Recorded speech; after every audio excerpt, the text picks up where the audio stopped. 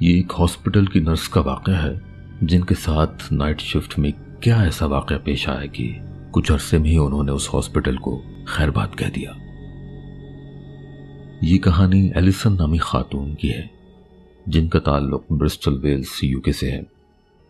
وہ کہتی ہے کہ میں برسٹل 1992 میں شفٹ ہوئی اور بعد ازاں وہاں ایک مقامی ہاسپٹل میں ایز اے نرس جوائن کر لیا۔